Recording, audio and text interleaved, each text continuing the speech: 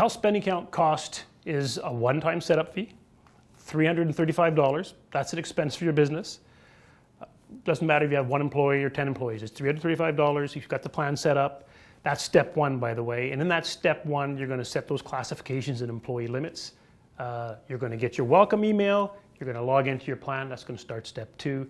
Step 2 is now the employee enrollment process. There's a one-time employee enrollment fee of $40 for each employee you enroll at the time that you enroll them.